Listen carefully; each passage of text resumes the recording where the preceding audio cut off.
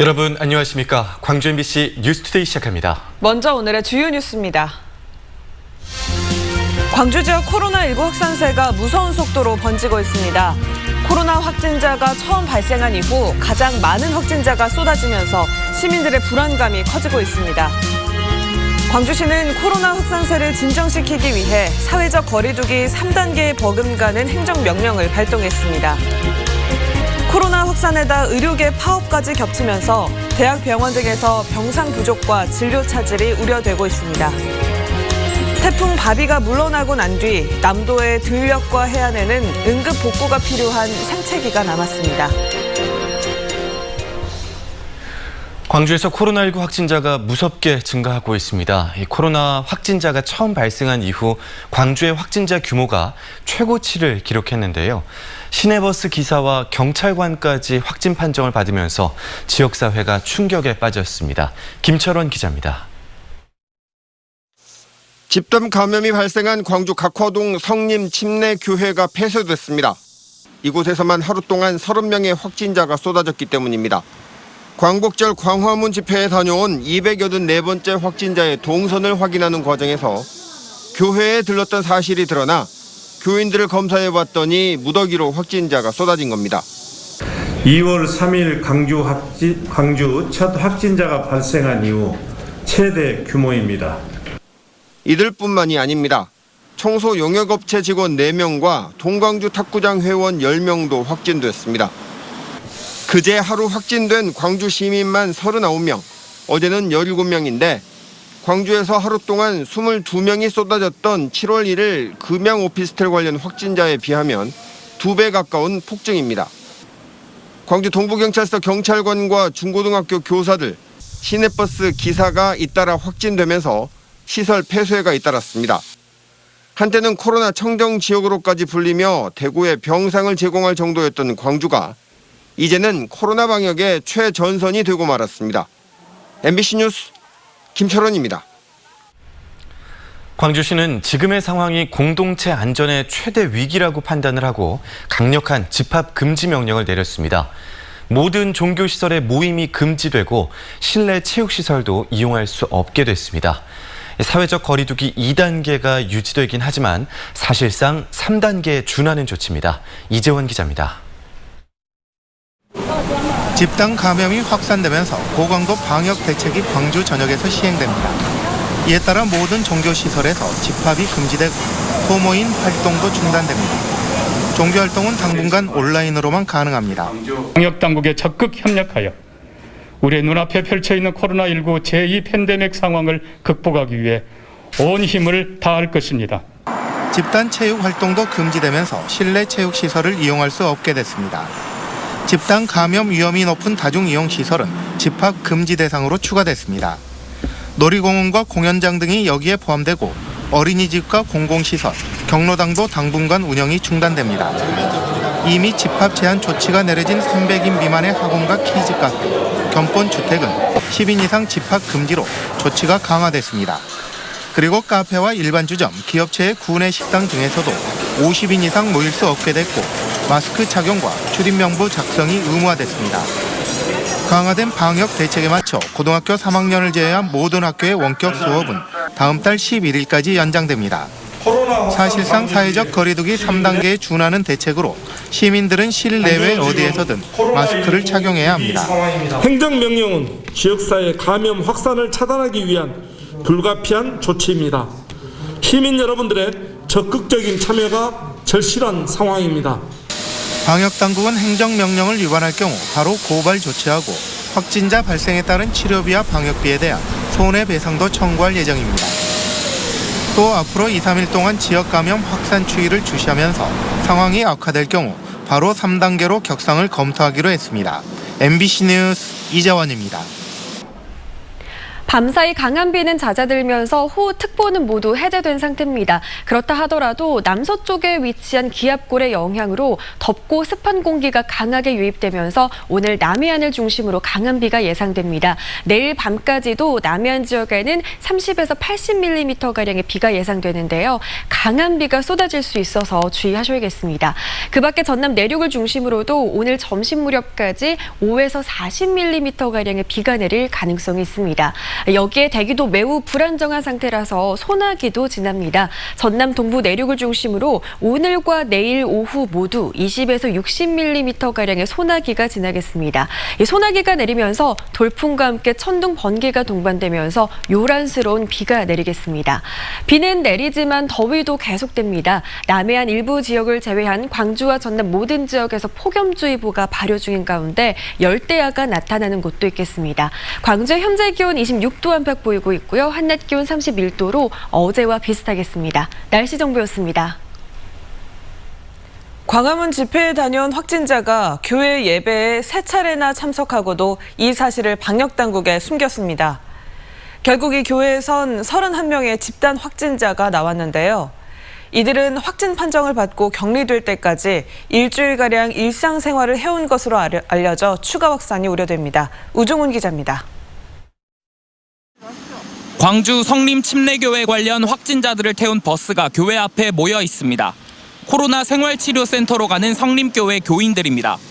이들의 최초 감염원으로 알려진 광주 284번째 확진자는 광복절 전세버스를 타고 다른 교회 교인들과 함께 서울 광화문 집회를 다녀왔는데 확진된 이후에도 방역당국에 자신이 교회 신자인 사실과 예배에 참석한 사실을 진술하지 않았습니다.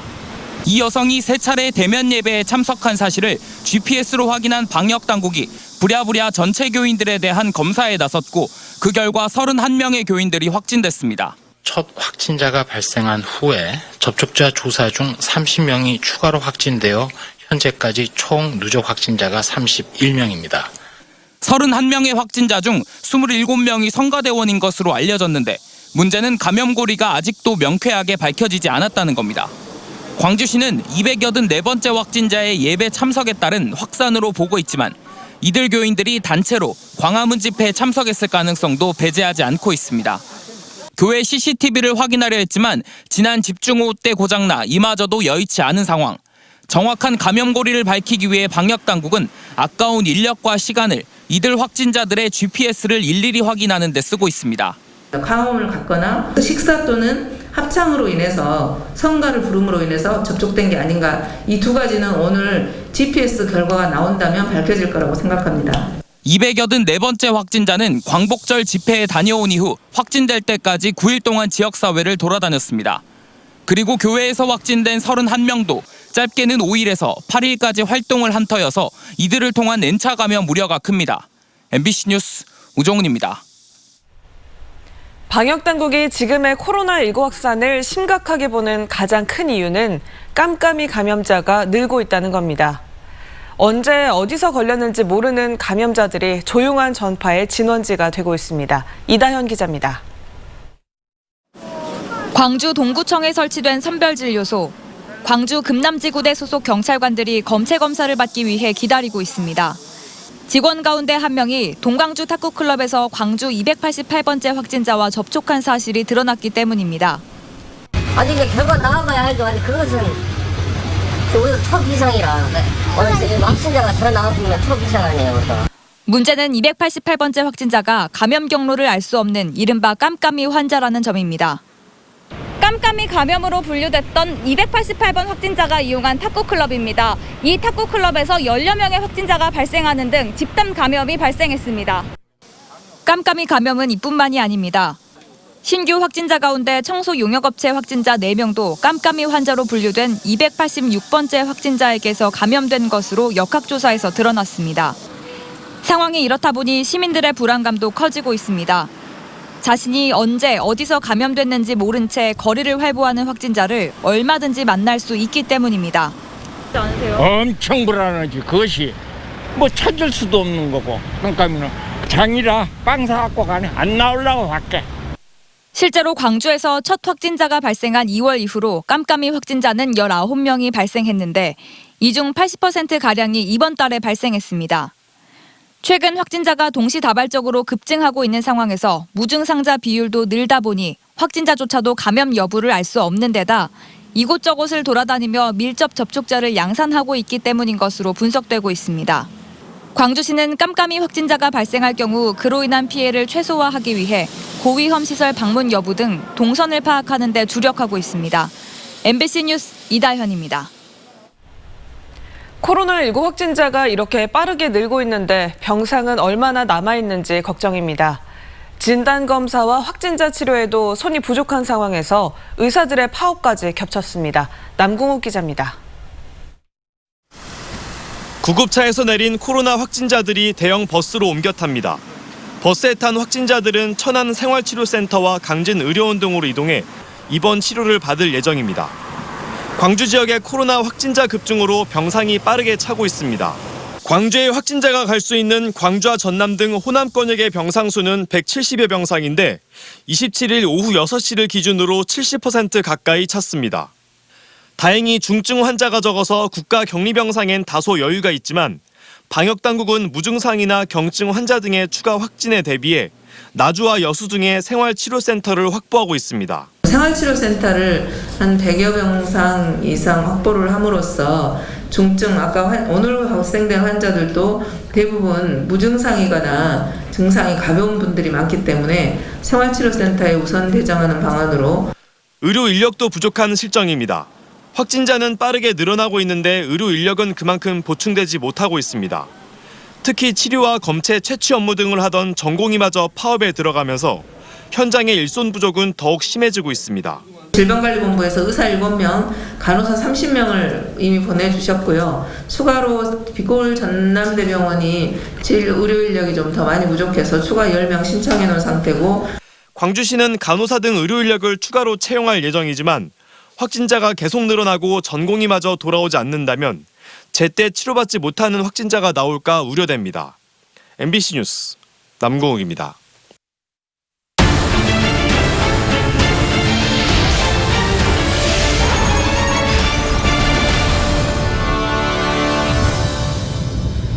태풍 바비는 우려했던 큰 피해 없이 지나갔습니다. 하지만 태풍과 가까웠던 해안에서는 시설물과 농작물 피해가 적지 않았습니다. 그 현장 김진선 기자가 다녀왔습니다. 항구에 설치된 철제 가드레일이 엿가락처럼 휘었습니다. 태풍이 지나던 시간 만쪽까지 겹치면서 덮친 너울성 파도에 70m가량이 부서졌습니다. 거센 파도에 대피해 있던 주민들은 아침에서야 현장을 발견했습니다. 너울성 파도가 옆에 보신 것처럼 저 산 중턱까지 파도가 힘을 내서 이런 상황이 발생됐습니다. 전남 대부분 지역에서 바람이 거세게 불면서 이 같은 시설물 피해가 잇따랐습니다. 콘크리트 방호벽도 뚝뚝 끊겨 70m가량이 힘없이 날아갔고 진도에서는 해안가 도로가 산산조각 났습니다. 바닷가 근처 시설물들이 크게 부서졌고 육지에서도 가로수와 중앙분리대 등이 파손됐습니다. 나무에 달려 있어야 할 배들이 땅에 나뒹굴고 있습니다. 다음 달까지 키워야 상품으로 판매할 수 있지만 이미 40% 이상이 떨어졌습니다. 전남에서만 320여 헥타르 과수농가에서 이 같은 낙과 피해가 났습니다. 나무 가지가 부러질 정도 세게 부러졌고요. 이것이 과숙이 아직은 안 됐기 때문에 가공도 쓸 수도 없고 지금 어린 벼라 정말 어쩌고 해야 할지 막막합니다. 벼 쓰러진 피해도 잇따랐습니다. 해남과 고흥을 중심으로 140헥타르에서 강풍을 이기지 못한 벼들이 쓰러졌습니다. 무서웠어 진짜 어제는 그래가지고 나와보니까 뭐 이게 싹 쓰러지면서 엄청났어요. 엄청나. 양식시설 등의 피해가 아직 확인되지 않은 가운데 조사가 본격화되면 전남의 태풍 피해는 더 늘어날 전망입니다. MBC 뉴스 김진선입니다. 더불어민주당 소병철 의원이 댐 관리 실패로 수해가 커졌다며 관계기관 감사를 촉구했습니다. 소 의원은 법제사법위원회 전체 회의에서 수자원공사가 홍수관리를 엉터리로 했고 환경부 역시 통합 물관리에 책임이 있다며 객관적이고 정확한 조사를 위해 감사원 감사를 실시해야 한다고 말했습니다. 또 섬진강 번역의 수혜는 미래통합당의 주장과는 달리 4대강 사업과 무관하고 집중호우와 댐 수위 조절 실패, 늑장 통보가 원인이었다고 말했습니다. 금호타이어가 도급업체와의 계약 해지 위기 상황에서 일시적으로 계약을 연장하기로 합의했습니다. 금호타이어는 이달 말로 계약 해지를 통보해왔던 도급업체 6곳과 20여일 동안 계약을 연장하기로 했다고 밝혔습니다. 회사 측이 도급업체와 협의해 일시적으로나마 계약을 연장하기는 했지만 도급업체들의 경영난이 가중된 상황에서 근본적인 해결책이 제시되지 않는 한 도급계약 해지 위기에 따른 금호타이어의 경영 불안 요인은 지속될 것으로 전망됩니다.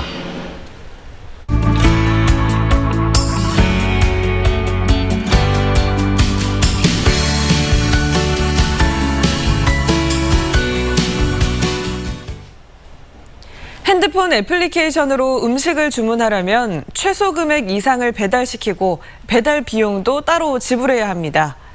대학생이나 1인 가구 청년에게는 부담스러운 게 사실인데요. 한 청년이 이런 부담을 없앤 주문 앱 서비스를 만들었습니다. 애플리케이션 배달 기계 기획자 김민준 대표 이야기 들어봤습니다. 식당부터 학교까지 맛있는 음식을 수수료 없이 배달하는 서비스입니다. 배달기 기획자 김민준 대표 만나보겠습니다. 안녕하세요. 네, 안녕하세요. 일단 애플리케이션 이름이 배달기인데요. 이게 어떤 뜻이 있는지 궁금합니다. 보통 대학생들이 기숙사를 부를 때 기숙사, 그리고 기숙사에서 먹는 밥을 기식 이렇게 많이 줄여들 부릅니다. 그래서 저희가 기숙사에서 처음에 이제 배달을 시켜 먹는 것만 생각하고 배달 앱을 만들었어요.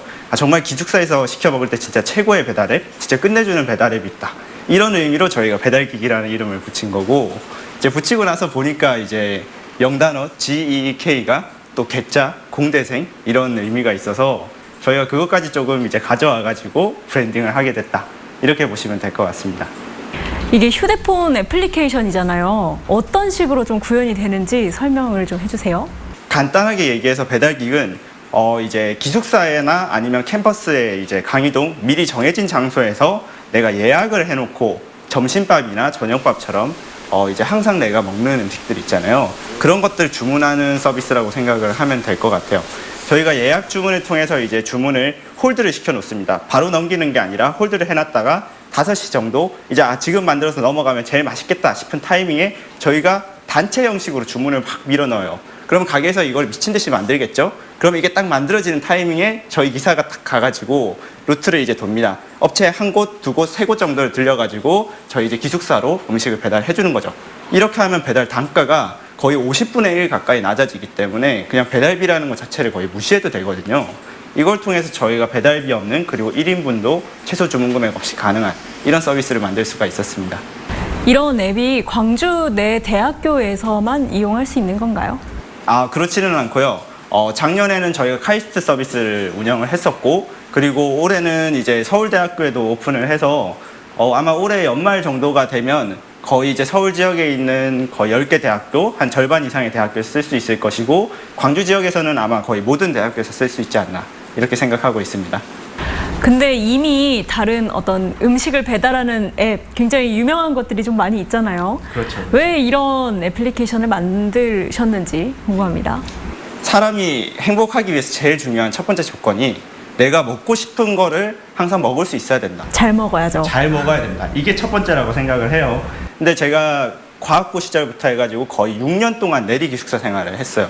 그러면서 이제 내가 진짜 먹고 싶은 거 못 먹고 이런 게 좀 한이 쌓이다 보니까 이 배달을 한번 시켜 먹으려니까 뭐 연어초밥 한번 먹고 싶으면은 24,000원, 25,000원 돈이 막 나가고 이러니까 이거를 마음대로 먹을 수가 없는 거예요. 그래서 굉장히 이게 나는 불만이었고, 그리고 이런 같은 불만을 가진 동아리 학생들이 이제 제 주변에 있어서 그 동아리 회장 형이랑 저랑 그리고 이제 제 고등학교 동창 친구 한 명이 조인을 해서 이제 배달기기 탄생을 하게 된 겁니다.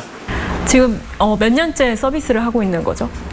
2년 반 정도 된 것 같아요. 서비스를 이렇게 하면서 좀 기억에 남는 에피소드 같은 것도 있을까요? 2년 전이었는데 서비스가 엄청 작았어요. 그때 한 100명 정도 하루에 썼던 그때 시절이었는데 비가 너무 많이 와가지고 이제 배달원이 이제 못하겠다 이렇게 돼버린 거예요.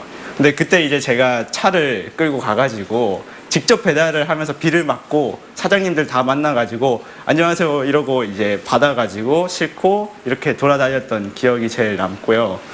그때 참 정말 힘들다 이렇게 생각을 했었는데 지금 와서 생각해 보니까 좀 좋은 추억이기도 하네요.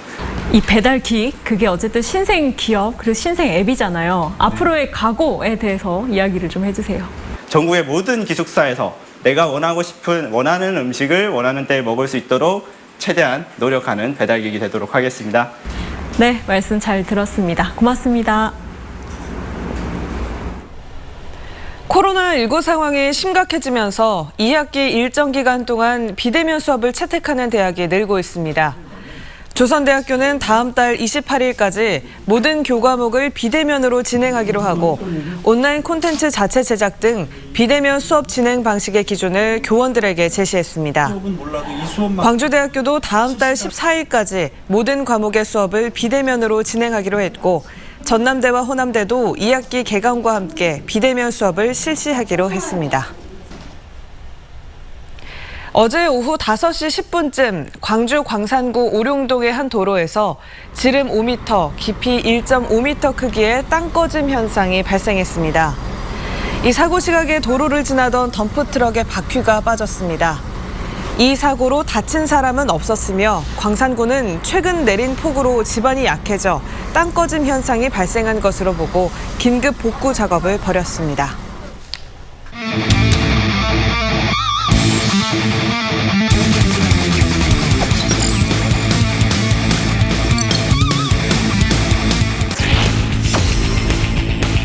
이승원을 상대로 때려냈어요. 그 경기에서 이제 2개의 안타였는데 자 2루 쪽으로 굴러갔습니다. 2루수 송구 빗나가면서 1루에서 2루 내야 안타죠. 네. 그렇죠. 지명 1자 지명했죠. 네. 박찬호의 타구가 센터 쪽으로 빠져나갑니다.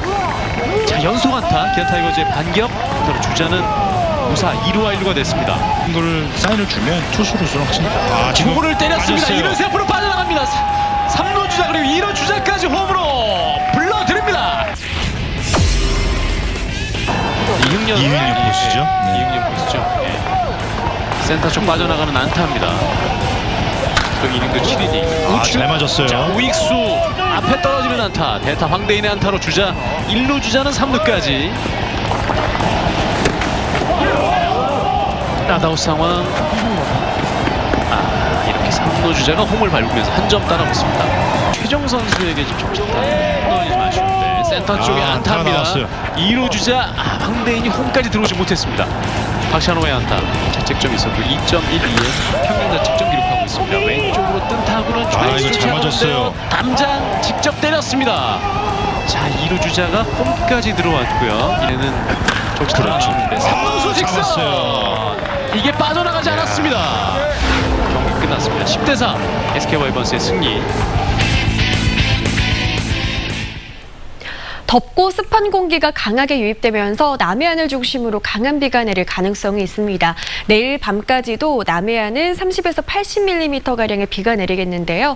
내리는 비의 양이 아주 많은 수준은 아니지만 강한 비가 내릴 수 있기 때문에 주의하셔야겠습니다. 그 밖에 전남 내륙 지역을 중심으로도 오늘 점심 무렵까지 5에서 40mm가량의 비가 내릴 가능성이 있습니다. 여기에 대기도 매우 불안정한 상태라서요. 전남 동부 내륙 지역을 중심으로는 오늘과 내일 오후 모두 20에서 60mm가량의 소나기가 지나겠습니다. 소나기가 내리면서는 돌풍과 함께 천둥, 번개를 동반한 요란한 비가 내릴 가능성도 있습니다.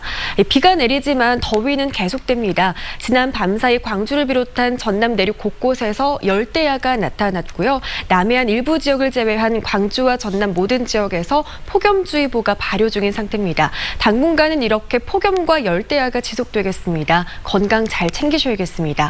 광주의 현재 기온 26도 보이고 있고요. 한낮 기온은 31도로 어제만큼이나 덥겠습니다. 목포의 낮 기온도 31도, 영암은 31도로 예상되고요. 순천의 낮 기온 30도 안팎 보이겠습니다.